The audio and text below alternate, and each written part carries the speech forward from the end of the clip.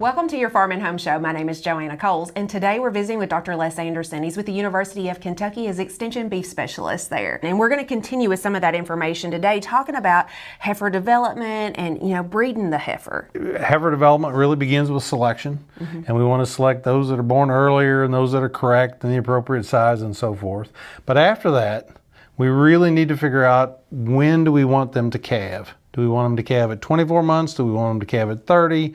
Or do we want to calve at 36 months? Because that dictates our whole management plan from the time we wean them until we get them bred. The research indicates that calving females out first at 24 months actually generates about 6/10 of a calf more in her entire lifetime than calving out at any other time, but in particular 36 months was what they were comparing that to. Calving them at 30 months requires having 2 breeding seasons, and so that, so if you've already got that, there's a little bit of flexibility built in, and that's an option for folks. But most of the industry really looks at that calving at 24 months, which means we're going to try to get them bred somewhere in that 14-month range, 14-month of age range, plus or minus 30 days. It takes a lot of planning to ensure adequate conception rate and pregnancy rate in their first breeding season. We need those heifers to reach their target weight, which is about 2/3 of their mature weight, about 30 days before we try to breed them. So if you're a fall calver and you're getting ready to start breeding here around maybe November 20th, they need to be at their target weight right now. Okay? Because we want them to go through puberty before we try to get them pregnant, so that conception rate at each estrus will be as high as possible. Okay, and that takes planning. So let's think about weaning these spring-born heifers now and getting them prepared for a May 20th breeding.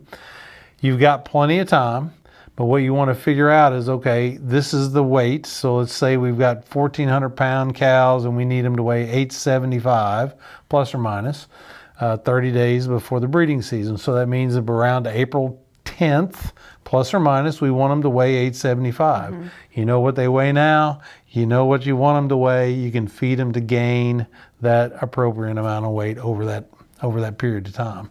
If you set your target date and you set your target weight and you feed them to reach that target weight, that ensures the highest probability of success for that first breeding season. Yeah, because you can select the best heifer, but if you don't meet that nutritional plane, she's not going to breed, or she has less likelihood to. I know a few years ago, there was some research and some stuff in Beef Magazine about, you can let them just get to 53, 54, 55% of their mature weight. That was in Nebraska. We tried it here. Our cattle are just different. Our environment's different. You better get them in that 65 to 67% of their mature weight, about 30 days, if you want them to breed at a high level moving into the breeding season. Another thing to think about is timing your vaccinations. When we're vaccinating against respiratory disease complex, either modified live or killed, it needs to be 60 days before you turn the bull out. Yes. Or conception rate on that first heat's going to be reduced. The best thing right now is to sit down, go ahead and set your breeding dates. If you're going to AI, get everything set up for that. Back that off 30 days. That's your target date. Weigh them today or sometime soon, and then figure out how much they need to gain. Talk to your extension agent or your nutritionist, figure out how much weight they need to gain over the next 3, 4, 5 months, and have that plan in place. What if people say, I want them just to be bigger, so I want to shoot for a little bit later? The data doesn't really back that up. Okay, so 30-month calving heifers have just as big a problem with their first, breeding back after their first calf as a 24-month calving cow. Same thing with a 36-month calving cow.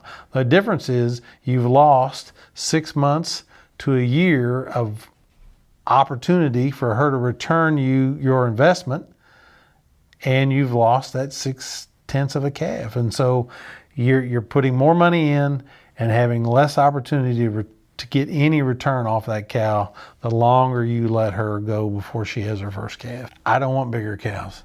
I want smaller cows that can raise big calves. And so whatever I can do to keep that size down a little bit, I'm all for that. Thanks for watching, and we'll see you next time.